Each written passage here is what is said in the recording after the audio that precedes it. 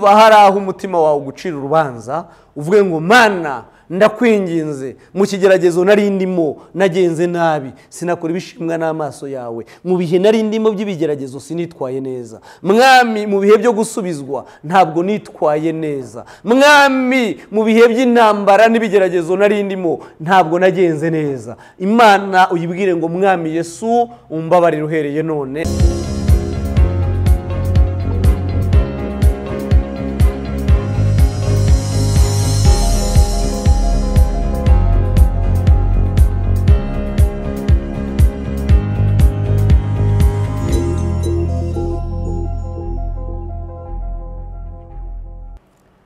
Bakristo bavandimwe bene data mbanje kubasuhuza mu izina rya Yesu Kristo.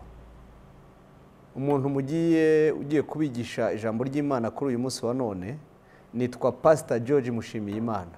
Ndi umukozi w'Imana ukorera mu itorero Light Evangelical Church, dukorera mu Nyakabanda mu kigo wacu ka Busunzu, nige mushumba mukuru w'itorero Light Evangelical Church.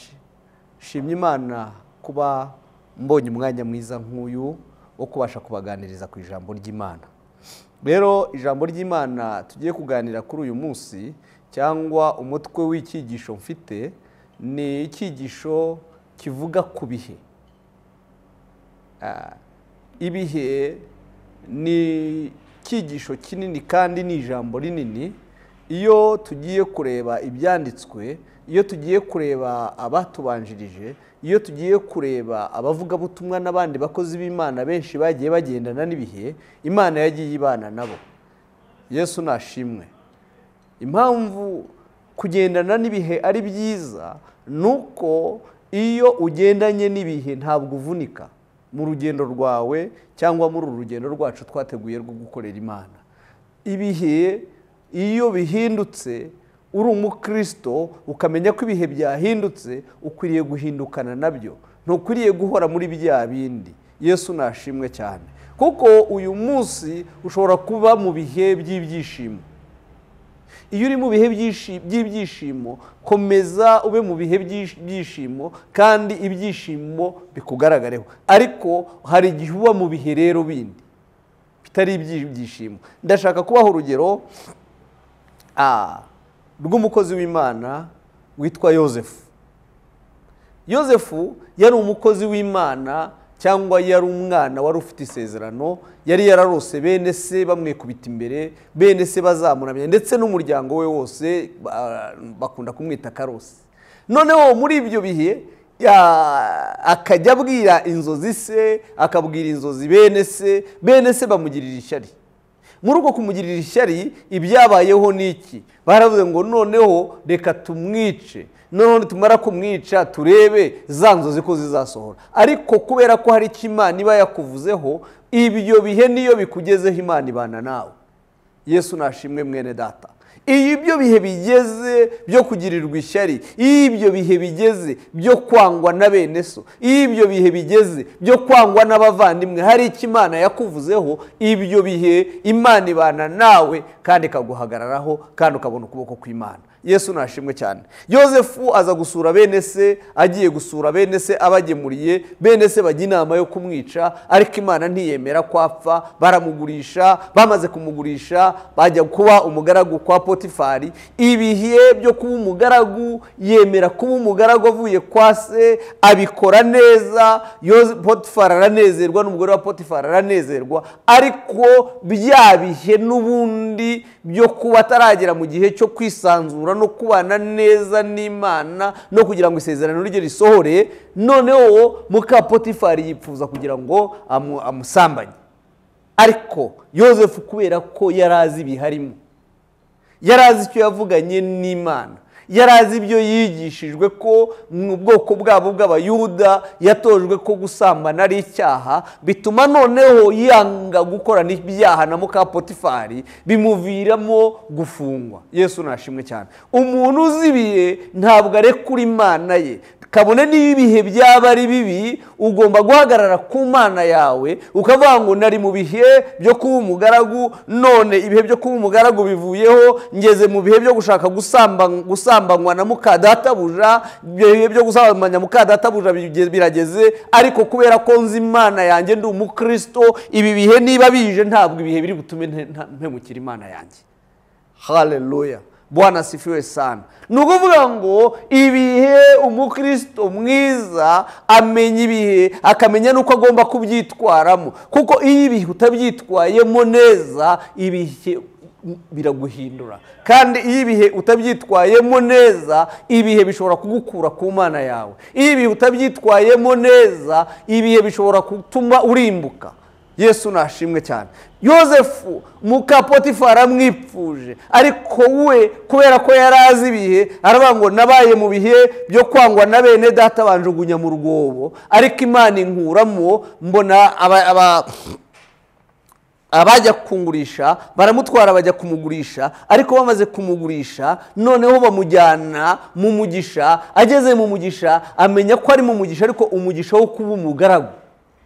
Mu bugaragu bwe yitwara neza, ashimwa na Potifari, ashimwa n'umugore wa Potifari, ndetse n'abari aho bose baramushima. Bivuga ngo iyo wavuye mu bihe byo kuva iwanyu ukitwa umugaragu, yoboka ibyo bihe byo kuba umugaragu, kandi uba umugaragu mwiza, kandi uba umugaragu ushimwa, kandi uba umugaragu ukora ibyo shobuja ashaka. Icyo gihe Imana izahagutabarira.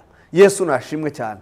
Iyo utamenya ibihe uri umukristo ibihe biragutakarana. Iyo utamenya ibihe uri umukristo ibihe birakubabaza, kuko umuntu wese uri mu bihe bye ibintu byose mu rugendo rwe biroroha. Kabone niyo waba uri mu bihe byo kugeragezwa, ukaba uzi ko uri mu bihe byo kugeragezwa, geragezwa, ariko numara kugeragezwa uhagararane n'Imana uvuge ngo Mana ndabizi neza ndi mu bihe byo kugeragezwa, ndabizi neza ibihe byo kugeragezwa ntabwo biba byoroshye. Icyo ngusabye ni imbaraga, icyo ngusabye ni amavuta, kugira ngo ibihe byo kugeragezwa ndimo Mwami Imana bigukiranukiremo.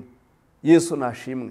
Abakristo turi kumwe batugendana muri iyi minsi ya none bagera mu bihe byiza, bakishima, bakagubwa neza, bagaseka, ariko ibihe byahinduka hazi bibi bakumva bakwihakana Imana yabo. Yesu nashimwe. Ndabaha urugero rufatika ruri muri Bibiliya rwa Yobu. Yobu yabaye mu bihe byiza by'ubukire, aba mu bihe byiza byo kugubwa neza, aratunga, aratunganirwa, ariko bya bihe umwanzi Satani ntibyamunezeza, amusaba Imana kugira ngo amugerageze. Satani we yarazi ko namara kugerageza Yobu akava mu bihe by'ubukire akajya mu bihe by'ubukene, Satani Yobu ari bwihakana Imana. Ariko Imana iravuga ngo Satani we, dore Yobu ndamuguhaye, genda umugerageze ariko nkwimye ubugingo bwe. Yesu nashimwe cyane. Yobu ibintu bimushiraho, abana bamushiraho, inshuti n'abavandimwe bamushiraho, ariko ibihe yagiyemo byo kuba ibintu byamushizeho, inshuti n'abavandimwe bakamushiraho, ntabwo yigeze yihakana Imana muri ibyo bihe. Yarahagaze arashikama, aguma ku Mana ye, inshuti ze ziramwanga, abavandimwe baramwanga, imiryango iramwanga, agezaho noneho naho umugore we amubwira ati Yobu, kureba ubutunzi bwashize, kureba umubiri wawe wakugerageje, Yobu wakwihakanye Imana yawe washaka ugapfa. Ariko Yobu kubera ko yari afite ibyiringiro by'Imana ye, abwira umugore ngo nawe wa mugore w'umupfapfa we uravuga ayo magambo. Yesu nashimwe. Yobu rero mu bihe bye byiza byo kugubwa neza ari mu isi ntabwo yigeze ava ku Mana ye, yamenye ibiharimo by'ubukire abyitwaramo neza. No mu bihe byo gupfusha abana be, agapfusha amatungo yose, agasigara n'umubiri we noneho umubabaza, umumereye nabi, Yobu yahagaze neza muri ibyo bihe, ntiyihakana Imana ye. Nyuma y'ibyo byose Imana iramutabara, irongera imugirira neza. Iyo dusomye Bibiliya itubwira ko Yobu yahawe ubutunzi buruta ubwa mbere. Kubera iki? Ibihe byiza yabayemo yabanye n'Imana kandi ahagarara neza. N'ibihe byo kubura ibyo atunze biraza, abana n'Imana kandi ahagararana n'Imana neza. ibihe byo kugeragezwa ku mubiri we bije nabwo abana n'Imana ye, ahagararana n'Imana ye neza. Ibyo bihe byose uko ari bitatu yabitambutsemo neza, bituma Imana yo mu ijuru inezerwa. Imana yo mu ijuru imaze kunezezwa n'ibyo bihe bya Yobu, imukubira ubutunzi bwe. Yobu arongera agubwa neza, inshuti n'abavandimwe barongera baramugarukira, abari baramutwaye, abari baramwanze barongera baramugarukira. Yesu nashimwe mwene data wowe unkurikiye. Uyu munsi nawe ushobora kuba uri mu bihe bitakoroheye, ushobora kuba waraye mu bihe byiza ukaza kubivamo ukajya mu bihe bibi. Hagarara, shikama mwene data, komera, reba icyitegererezo cy'abatubanjirije, kuko nta kigeragezo na kimwe cyangwa nta bihe na bimwe biri muri iyi si bitabangiye ku bandi batubanjirije. Yesu nashimwe cyane. Dukwiriye kureba icyitegererezo cyangwa dukwiriye kureba icyigisho tugikuye ku batubanjirije. Ese ko Yobu yabaye mu bihe byiza, akaba umukire, agatunga agatunganirwa, akagira abaja n'abagaragu, akagira abana beza, ko ibihe byo kuba ubutunzi bwaramushizeho, ko yahagaze, ni ibihe bye byari bimusohoreyeho by'uko ubutunzi bumushiraho. Yobu ubutunzi bumaze kumushiraho, ibibazo bimaze kuba, inshuti ze n'abavandimwe baramwihakanye, batangira kumucyurira, batangira kumujoma amagambo y'inkota, bavuga ngo Yobu ashobora kuba yaragomeye Imana, nicyo gituma ibyago n'amakuba byamugezeho. Mwene data uri mu bihe nk'ibya Yobu, ndagukomeza. Yesu nashimwe cyane. Abana b'abantu nta kindi bashinzwe kuvuga, bashinzwe kuguca intege, bashinzwe kugusunikira mu kigeragezo cyane. Ndakubwira ngo wowe unyumva uyu munsi, niba uri mu bihe by'ibigeragezo, hagarara mu bihe by'ibigeragezo neza. Imana izagutabara, izagukura muri ibyo bihe, kandi Imana izakugirira neza nubyitwaramo neza. Yesu nashimwe cyane. Ibihe by'ubukene, iyo umuntu yari umukire akava mu bihe by'ubukire akajya mu bihe by'ubukene, amagambo aba menshi. Iyo umuntu yari mu bihe byo kuba ari mu rugo, urugo rukaba rwarasenyutse, amagambo aba menshi. Iyo umuntu ari mu bihe by'ibibazo, iyo umuntu ari mu bihe by'indwara, amagambo aba menshi. Ariko komera, shikama mwene data, ndaguhumuriza nkubwira ngo ibikuriho uyu munsi byanabaye ku batubanjirije. Yesu nashimwe cyane. Haleluya, Bwana asifiwe sana. Komera, shikama, menya ibihe urimo. Bibiliya iratubwira ngo hari ibihe byo kubiba n'ibihe byo kurandura, hari ibihe byo guseka, hakaba n'ibihe byo kubabara, hakaba ibihe. Yesu nashimwe. Reka nze masome neza ni mu gitabo cy'Imigani. Yesu nashimwe cyane. Ngiye kongera kuguha urugero rw'abantu bamenye ibihe barimo kandi babihagararamo neza, kandi Imana irabatabara. Ngiye kuguha urugero rw'umuntu witwa Saduraka, Meshaki, Abedinego. Yesu nashimwe. Ni ikigero kigaragara, ni ikigero gifatika, ni ikigero abantu bose bazi, ni icyigisho nta muntu n'umwe utakizi. Ariko kugira ngo ugere ku buhamya nk'ubwa Saduraka, Meshaki, Abedinego mwene data, nuko hari igitambo ugomba gutanga.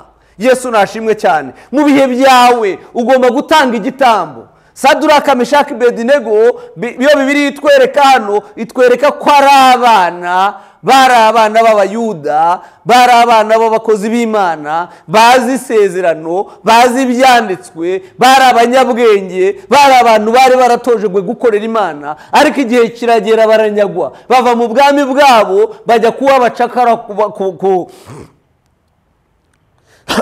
Yesu nashimwe. Noneho Bibiliya uko itwereka hano itubwira uburyo noneho Saduraka, Meshaki, Abedinego, umwami yaremye ikigirwamana. Yesu nashimwe cyane. Noneho bagashaka kugira ngo bariya bahungu uko ari batatu bakiramye, ariko bo bakabyanga. Yesu nashimwe cyane. Nta kindi cyatumye bibagendekera bityo. Bari mu bihe by'ubunyage, ariko noneho bari bahatswe, ntabwo bari bakunzwe kubera ko babanaga n'Imana yabo.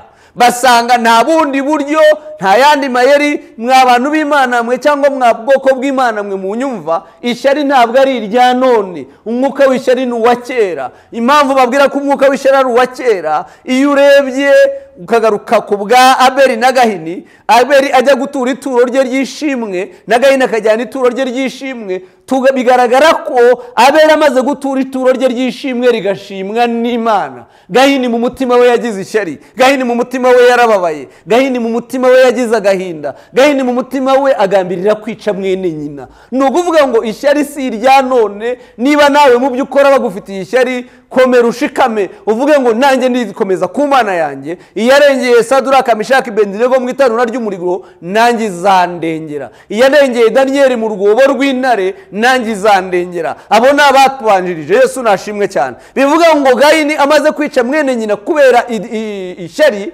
Imana irahaguruka iramuga ngo Gahini ibyo wakoze ni biki. Yesu nashimwe cyane. Ariko singiye gutandukira ku cyigisho, ariko ndashaka kukubwira ngo menya ibihurimo.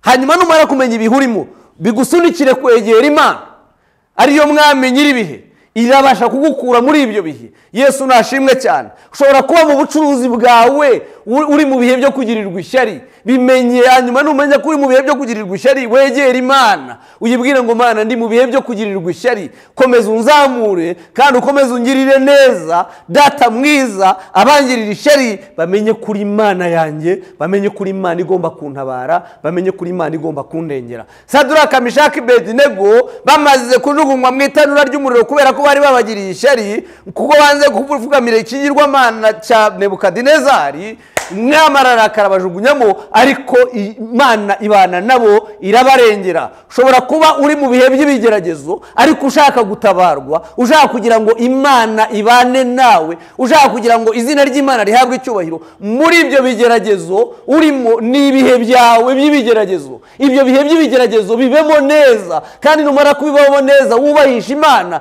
Imana izakurengera. Hanyuma bayikugiriye ishyari, niba uri mu bihe byo kugirirwa ishyari, abantu bazakugarukira, ariko we ntabwo uzabagarukira. Yesu nashimwe cyane. Haleluya. Bwana sifiwe.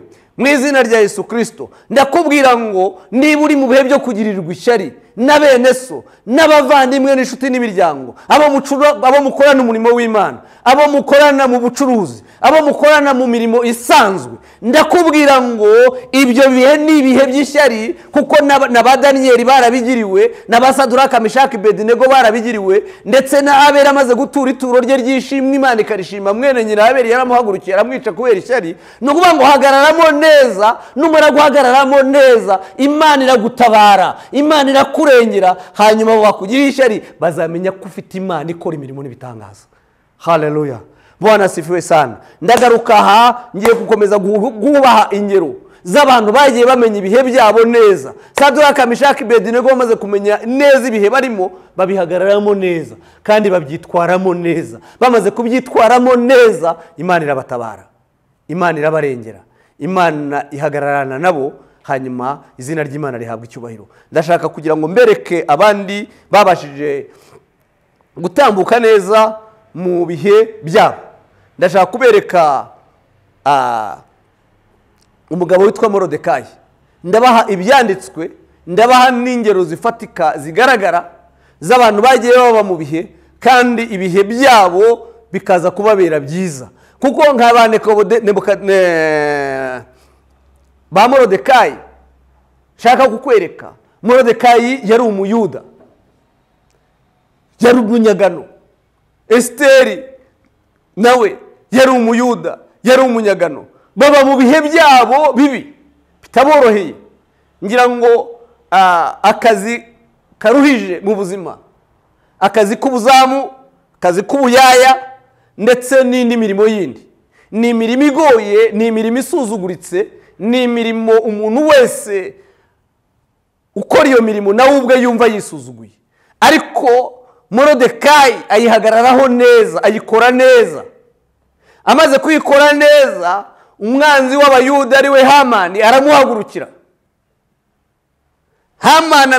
Morodekayi amenya ibihe bye, amenya ko ari mu bihe byo gucishwa bugufi, amenya ko ari mu bihe bitari iby'ibyishimo, amenya ko ari ibihe byo kugeragezwa, arihangana ahagarara ku Mana ye, arageragezwa, amaze kugeragezwa aguma ku Mana ye, ariko kandi ntabwo Imana ye yigeze imusiga, ntabwo yagiye kure ye. Yesu nashimwe cyane. Iyo ukomeje gusoma icyo gitabo, iyo ukomeje gukurikirana ayo mateka, ubona Imana yaraje kubazamura, Imana ibagirira neza. Yesu nashimwe cyane. Uwari umwanzi wabo ajya mu mwanya wabo, uwashaka kubarimbura abari warimbuka ariwe uriya Hamani. Yesu nashimwe cyane. Ndashaka kubabwira bene data, uhereye none ukageza ni mu bihe by'abatubanjirije, nta gihe abantu b'Imana bagiye babaho bataba mu bihe byo kugeragezwa. Oya, abantu bose bagiye baba mu bihe byo kugeragezwa, abantu bose bagiye babaho mu bihe byo gucishwa bugufi, abantu bose bagiye babaho mu bihe byo gutabarwa. Yesu nashimwe cyane. Ntabwo ndiho ndavuga ku bigeragezo gusa, n'ubutabazi bwagiye bubaho, ariko ibihe byose bibaho. Iyo igitabo twasomye hano cy'umubwiriza niyo yatubwira ngo hari ibihe, ni umubwiriza ibice bitatu. Reka nongere mpasome, nababwirije ntarabanza kuhasoma neza, ninjiye mu mavuta yo kubigisha ntarabanza kuhasoma. Ubu ngiye gutangira kubasomera imirongo na referanse aho nagiye nzikura z'ibyo nagiye mbabwira. Nasomye mu gitabo cy'umubwiriza ibice bitatu, umurongo wa mbere kugeza ku wa 8, hanyuma ku nkuru ya Yosefu mbabwira mu itangiriro 39, 1:23 na 41, igice cya 41 na 37 kuzamura, aho Yosefu yahagaze neza mu bihe bye, Imana ikamutabara, yamara kumutabara noneho akaba umuntu ukomeye muri icyo gihugu. Yesu nashimwe cyane. Ariko icyo nshaka kubabwira, iyo umuntu yavuye mu bihe bibi akajya mu bihe byiza, akwiriye muri ibyo biharimo kubyitwaramo neza, kugira ngo nanone Imana itamugaya. Yesu nashimwe cyane. Kuko ushobora kuba mu bihe bibi ukabiba mubabaye, hanyuma ibyo bihe bibi wabivamo, wagera mu bihe byiza ukibagirwa. Hari ijambo Imana yabwiye Abisirayeli, irababwira ngo Bisirayeli, mbakuye kwa Farawo, mbakuye mu gihugu cy'uburetwa, mbajyanye mu gihugu cy'isezerano, ariko nimumara kurya mugahaga ntimuzibagirwe. Yesu nashimwe cyane. N'uwo ngo Imana yari bibutse ibihe bibi bari barimo by'uburetwa, byo kubabazwa, ibihe byo gusonza, ibihe byo kugubwa nabi, noneho bibutse babwira ngo muramenye, muramenye, dore mbakuye mu buretwa, mbakuye aho mutaryaga, mbakuye aho mwababazwaga, mbavanye mu bihe bibi mbajyanye mu bihe byiza, ariko muramenye nimumara kurya mugahaga ntibuzibagirwe. Nawe unyumva uyu munsi, nanjye ngiye kukwibutsa, hari ibihe wabayemo ntazi, nanjye ubwanjye hari ibihe nanjye nabayemo ntazi, utazi. Ibi bihe ushobora kuba warabaye mu bihe bibi, nyuma Imana akaza kukugirira neza ukaba mu bihe byiza. Nongeye kukwibutsira ijambo Imana yabwiye Abisirayeli ngo nimurye mugahaga ntimuzibagirwe. Yesu nashimwe cyane. Hari igihe abantu tuba mu bihe bibi by'uburetwa, byo kubabaza, byo gusonza, byo gusuzugurwa, Imana yakuzamura yaguha icyubahiro ukibagirwa, ukibagirwa ko wabaye mu bihe byo gusuzugurwa, warangiza ukishyira hejuru. Oya mwene data, niba waranishyize hejuru, ca bugufi, icyubahiro ni icy'Imana, hanyuma Imana yawe igaragare yo yaguhaye icyubahiro. Niba wari ushonje ukarya ugahaga, oya wikwishyira hejuru mwene data, wikwibagirwa wavuye mu bihe bibi ugeze mu bihe byiza, none utangiye kwibagirwa. Oya, ntabwo Imana ikunda abantu bibagirwa. Mwene data, ibuka, wongere ugaruke ku rufatiro. Mwene data, niba uri mu bihe warabaye mu bihe byiza, ukaba ugeze mu bihe byo kubabazwa cyangwa gucishwa bugufi, bigendemo neza. Abagusuzugura we kubaciraho imanza, ahubwo ubwira Imana ngo Mana, ibi bihe ndimo ndabibona birangoye, ibi bihe ndimo ndabibona biranduhije, ibi bihe ndimo ndabona biruhije Mwami Imana umutima wanjye, ariko ngwino ufate umutima wanjye, kandi ngwino unabare, kandi ngwino unkure muri ibi bihe. Nta hantu Imana itakura umuntu, nta n'ahantu Imana itageza umuntu. Mwene muririmbyi yararirimbye avuga ngo hari kurira kwararira umuntu, ngo ariko bwacya mu gitondo impundu zikavuga. Yesu nashimwe cyane. Uyu munsi ushobora kuba uri hurira, uri mu mubabaro. Yosefu kugira ngo abone ibisubizo yabanje kunyura mu nzu y'imbohe, arafungwa, arasuzugurwa, ariko Imana yamurindiye mu nzu y'imbohe, akiranukira mu nzu y'imbohe, Imana imugirira neza. Ari mu buretwa kwa Potifari, ababaye, umugore bashaka kumwipfuza ngo basambane, yahagaze neza, ahagararana n'Imana, abonye ko gukora icyaha cy'ubusambanyi ari icyaha, ahagarara mu mwanya wo kubaha Imana, Imana imugirira neza. Yesu nashimwe. Imana imugiriye neza, ajya mu nzu y'imbohe, Imana imugirira neza, ava mu nzu y'imbohe abikegera cy'umwami. Bwana sifiwe sana. Iyo tugarutse tugasoma hano ba Daniyeli ajya kujugunywa mu rwobo rw'intare, nuko yari yagiriwe ishyari na bene se cyangwa abo bakoranaga imirimo, noneho bamugirira ishyari. Bamaze kumugirira ishyari, bashaka kugira ngo bamugambanire ku mwami, bacura ikigirwamana ngo bajye bakiramya, ariko Daniyeli yanga kukiramya, aravuga ngo nta yindi Imana nzasenga atari Imana yaremye ijuru n'isi, nta yindi Mana nzakorera atari Imana yaremye ijuru n'isi. Mwene data, ushobora kuba ukora umurimo w'Imana, abo mukorana umurimo w'Imana bakakugirira ishyari kubera ko ukora umurimo wawe neza. Ntucogore, komeza ukorera Imana yawe neza, Imana izakugirira neza. Mwene data, ushobora kuba hari aho ukora mu mirimo isanzwe, ukaba ukorera akazi kawe neza shobuja, komeza umukorera akazi neza shobuja. Nubwo bazakurwanya, nubwo bazakugambanira, nubwo bazagucurira imigambi mibi, bazayicura, ariko Imana izakugirira neza mu izina rya Yesu Kristo. Mwene data, nubwo waba uhagaze ufite abantu batagukunda, hagarara neza. Nubwo hari ba Morodekayi mwami Imana kwirembo, ukaba uri Morodekayi kwirembo, hakaba hari ba Hamani bashaka kugwica, oya, ntacyo bazagutwara, kuko nukiranuka mu byo ukora, nukiranuka aho uri, ugakora iby'Imana ishaka, ugakora iby'Imana ishima, Imana izabana nawe mu bihe byose uzaburimo.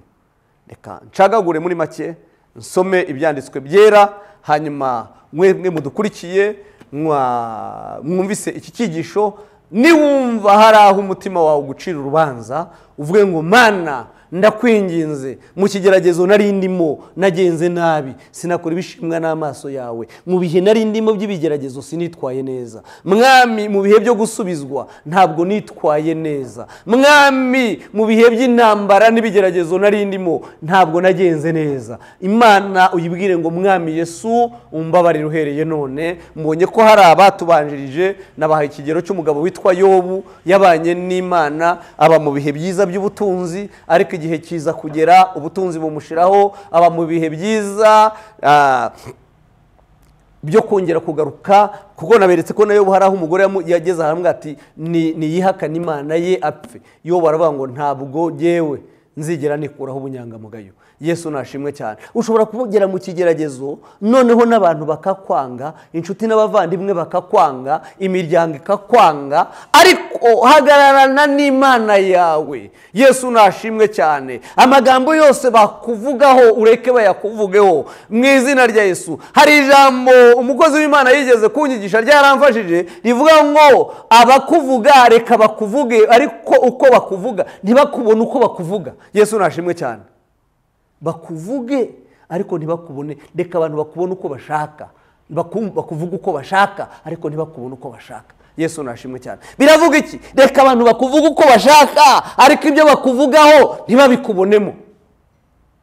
Reka abantu bagusebye uko bashaka ariko ibyo bagusebyamo ntibabikubonemo.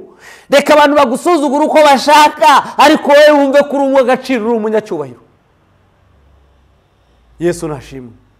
Nta wasuzuguwe nk'abasaduraka Meshaki Abedinego, bageze ku rwego rwo kujugunywa mu itanura ry'umuriro, ariko ibihe byabo bari barimo babihagazemo neza. Imana ihagararana nabo.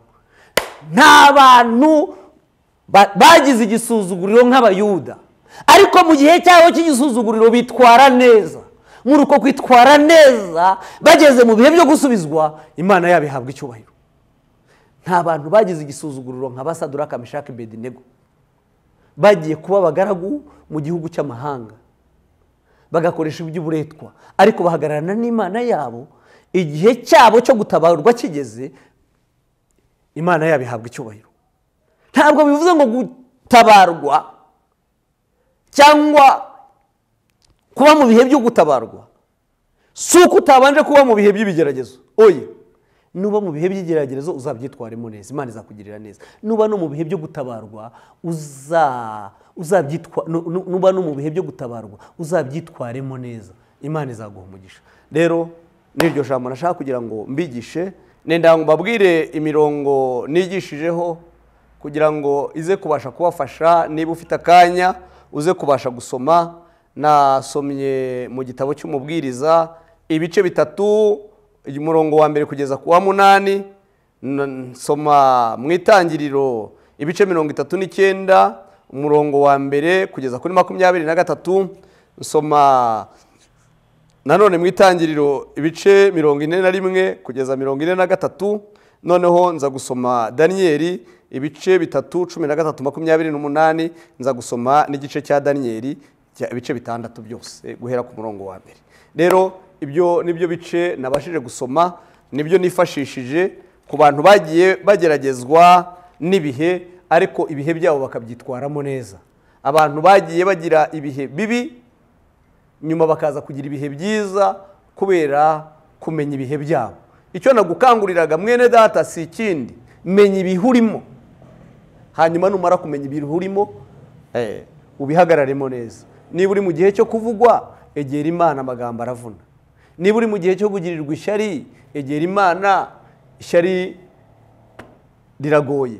Niba uri mu gihe cy'ubushomeri, menya ibihe urimo, umenye ngo ni ibihe by'ubushomeri, wegera Imana igukure muri ibyo bihe by'ubushomeri. Niba nanone kandi uri mu bihe by'akazi, uri mu bihe byo gucuruza bikemera, niba uri mu bihe byo gucuruza ntibyemere, menya ibyo bihe byose umenye uko byitwaramo. Nuvuga ngo rero ndashaka kugira ngo mbigishe ku bihe, mbabwire ngo ibihe byose bigira iherezo. Hari ibihe byiza umuntu abamo, hari n'ibihe bibi umuntu abamo. Ibyo bihe byose umenye uko byitwaramo kugira ngo Imana ikugirire neza. Rero bene data, ndashaka kugira ngo mbasengere Imana yo mu ijuru mu bihe byose urimo, kugira ngo Imana igutabare, kugira ngo Imana ikugirire neza. Rero aho uri, waba uri wawe mu rugo, waba uri kuri televiziyo cyangwa ahandi hantu hose unteze amatwi unyumva, ndashaka kugira ngo umutima wawe ugarurire Imana. Aho wumva watandukiriye, ubwira Imana ikubabarire. Kandi nanone kandi aho wumva uri mu ntege nke, ubwira Imana ikongera intege. Kandi nanone niba wumva uwera wa Isirayeli hari icyo yagukozeho, uhereza Imana icyubahiro. Data wa twese uri mu ijuru, nongeye kugushima ngo uhaye icyubahiro. Urera, urakiranuka, uri Imana nziza, uri Imana y'amahoro, uri Imana y'urukundo. Nariho nigisha ibihe Mwami, kuko ari wowe Mwami w'ibihe.